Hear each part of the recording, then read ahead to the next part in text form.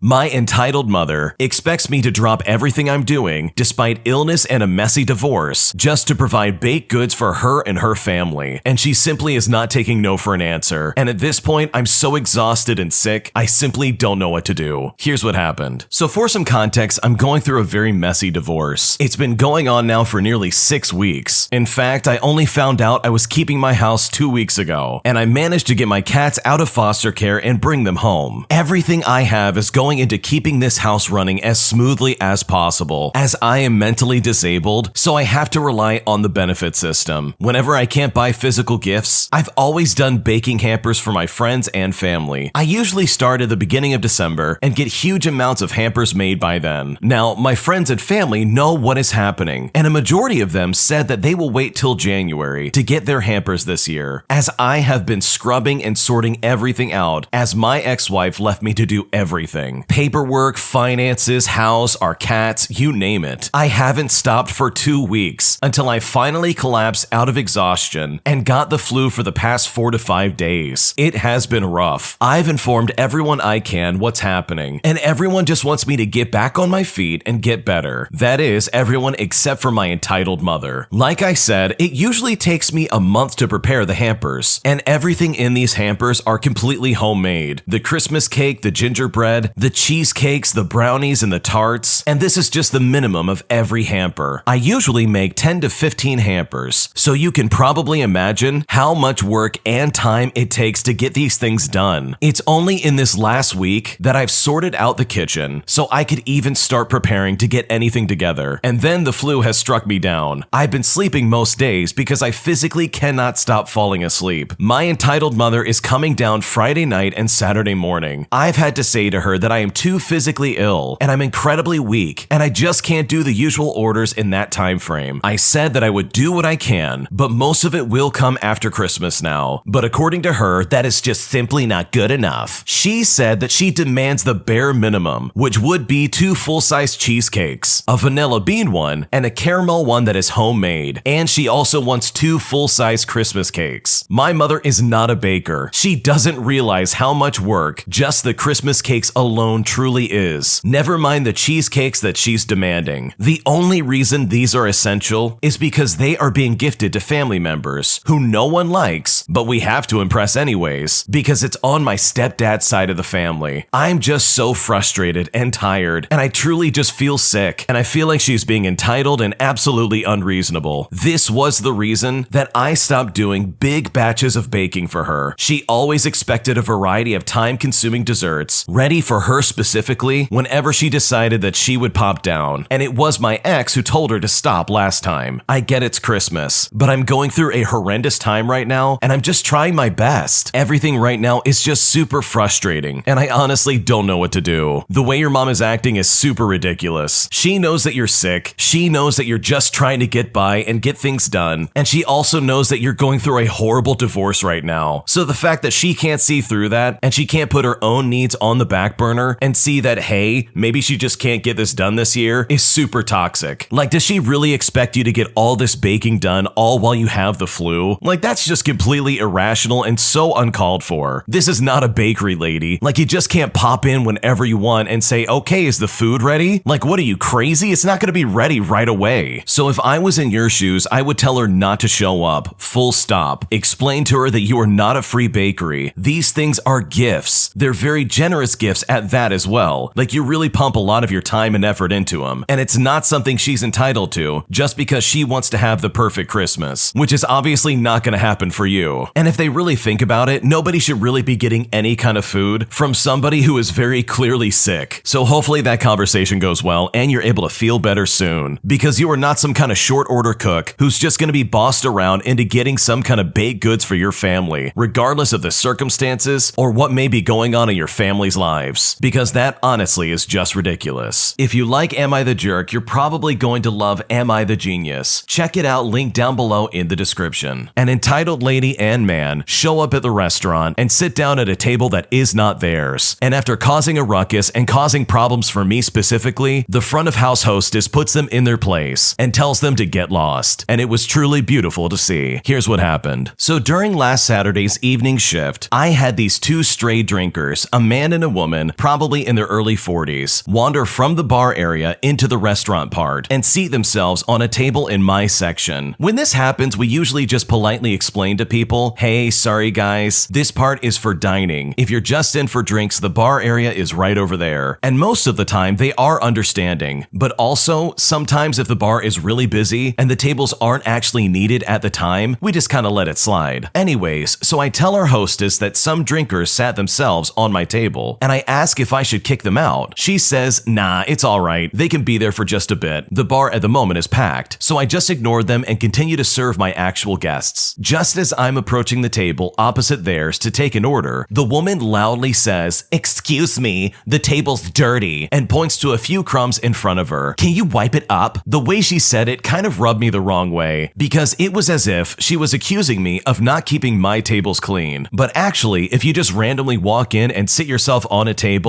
that isn't ready yet or even for you in the first place, then you only have yourself to blame if it's dirty, right? But regardless, I turn to her and I say, sure, I'll just be 1 minute. I turn back to take the order from the other table. Then I went to get a rag and some spray and I wiped it down for them. So I go over and I wipe it down, but before I can leave, the woman goes, there's still food here, and points to, I kid you not, literal air, like there was nothing there. But I wipe it down a second time anyways, just to appease her. And as a side note, it's literally Saturday night, and all my other tables have guests on them, and these people aren't even supposed to be here, let alone be getting service from me in the first place. As I'm about to leave again, she literally shrieks, it's still dirty, and again points to the flawlessly clean table. At this point, I'm dumbfounded, but I figure maybe, just maybe, she's confused by the pattern on the table. The tables are metal, and they kind of have the effect where it looks like it has some water stains all over it. So I kindly explain, oh, I think that's just sort of the molted pattern of the table. But then her husband chimes in, who had been inert up until this point, snatches the spray bottle out of my hand and furiously sprays it all over this one spot that she had been pointing out to. He then thrusts his palm out to me and asks for the rag. And at that point, I just kind of silently agreed and handed it to him as he goes in on this table, as if he is literally trying to erode it into a pile of dust. Then he shoves the spray and rag back into my hands and says, that's how you clean a table. And obviously, the table looks completely the same, and I still completely dumbfounded, just stare at him and then walk off. It then honestly takes me a minute to stop being confused and to realize that I'm upset. I don't really feel like tolerating their existence in my vicinity anymore. So I relay what happened to the hostess, who says, I'll sort it out, and heads right over to the table. The hostess looks at them and says, hey guys, really sorry, but we need this table for a booking right now. The woman says, do you need it literally right now? And the hostess just responds by saying, yes. And then this entitled woman responds again, saying, do you need it like this second? And the hostess once again says, yes. And the woman that was never supposed to be there in the first place then responded in a very angry tone, well, the bar is full. What do you expect us to do? Stand? And the hostess, keeping the streak alive, looked at her dead in the eye and said, yes. So they angrily leave and then stand in the bar for a good half an hour with their drinks, watching over their ex table, probably waiting to see if we actually do use it. We don't use it at all, which is actually hilarious, and I'm fully expecting them to seek a manager to complain about us. But perhaps they had the humility to realize that they were just being complete jerks, and as a result of being a jerk, they were being evicted from the seats they never had in the first place. That hostess is an absolute boss. Yes, the original poster handled all of that with class and ease, but that hostess came in and not only did not take no for an answer, but she refused to take prisoners. They were gonna leave and they were gonna move no matter what. And it's also comical that they really thought you just were not cleaning the table good enough. People like that drive me nuts, because obviously anybody could clean a table, like it's not that hard, and it's not that hard to do it well. You just make sure it's scrubbed down cleanly, and I'm sure you did just that. But this weird man and this weird lady decided to try and take it up a notch and make up some scenario where the table needed to be cleaner. So hopefully these morons don't come back, because they're clearly disruptive and they have no business showing up at this restaurant if they can't have some basic manners. My boyfriend makes fun of me for the reality TV shows that I like to watch, and it's gotten so bad that he started to really make fun of me in front of my other friends. And I'm really embarrassed by this, and I don't know if I'm just being too sensitive or if he has seriously crossed a line, and I don't know what to do. So I really need some perspective. Over the course of 3 years, my boyfriend and I have been together. He's always talked garbage about reality TV shows and the royal family and about the people who care about them. He just thinks it's all pointless. I work full-time and I have a great job, and I am a full-time graduate student about to finish my degree. I rarely have much time to watch TV, but last week I finally sat down to watch some Netflix detailing the life of Harry and Meghan. I didn't know much about them or the royal family before this. I just felt like watching it. My boyfriend saw that I was watching it on Netflix and just kind of said, "Wow," but left it at that. On Saturday night, we were out drinking with a bunch of his friends, and something about the Netflix special came on TV at the bar we were at. Out of nowhere, he said, "Look, those are the people you care about. You care about them, right?" Everyone looked at me since he interrupted a group conversation to do that, and I just laughed it off. But thinking back, it really felt rude, and maybe I could let it go. But now I'm remembering a few months ago, my sister asked me to watch a reality show with her. I only watched one season, but did get into it, and when I was watching it on my day off, my boyfriend said, "I can't believe you watched this. I used to think stuff like this was real when I was in high school. Then I realized how stupid and unintelligent it is." And at that point, I did tell him that it hurts my feelings, and he said he didn't mean to be rude. He knows I'm smart, but was just surprised that I was watching it. And as a side note, not that it matters, but I also wanted to be clear that we have watched plenty of shows together that he considers good, so it's not like I'm refusing to watch things that he likes. I even introduced him to Breaking Bad, which is his favorite show now. I guess my question is, am I being too sensitive by feeling bothered by these comments? I need to know, because I'm considering bringing it up to him again, but I'm not sure if I'm just being too sensitive. What should I do? So it definitely seems like this is not just lighthearted teasing. If it was, he would probably be doing this in private with you at home. He would probably make small jabs or just kind of say stuff like, "Oh man, this is so stupid," or something along those lines. I think you get what I'm talking about. It's the fact that he has publicly humiliated you in front of all of your friends, mocking you openly that you enjoy these shows, even just for the entertainment aspect, is in my opinion a line that really should not be crossed. He is using his personal taste to bully you in front of your friends. That's honestly really inappropriate, and that is a serious line that he's crossed. And in my opinion, you really should bring this up and tell him, "You know what? The way you're talking to me is really inappropriate," because this went from some personal distaste he has towards this specific type of entertainment towards some weird crusade where he's going to put down anybody who watches those shows. And that, in my opinion, is incredibly obnoxious and completely inappropriate inside of a relationship where both of you are supposed to be able to trust each other. It is a small thing, and I don't think it's a deal breaker if you guys really do love each other, but if he loves you and he's serious about your relationship, he really should listen to you when you tell him that you don't like being bullied for the shows that you watch, and that he really should be more considerate of the things that he says. He's making it seem like if you watch those shows, this is somehow a reflection of your personality as well as your intelligence, but you are literally a graduate student who's just trying to get by and enjoy some kind of entertainment in your downtime between your very busy schedule, which I'm assuming is very taxing. So seriously, your boyfriend needs to get a grip, because the way he's acting is incredibly inappropriate, and there is no good reason for him to publicly humiliate you in front of your friends. My partner gets upset anytime we have any kind of disagreement, and things get so bad that he will openly and vocally put me down in public anytime I might disagree with him. And it's overall really upsetting, and I don't feel heard or regarded in any way, shape, or form, and I don't know what to do. So me and my boyfriend have been in a relationship for around 9 months now. We are kind of long distance, as we are only able to see each other on weekends due to the nature of our jobs. I have been noticing something in the way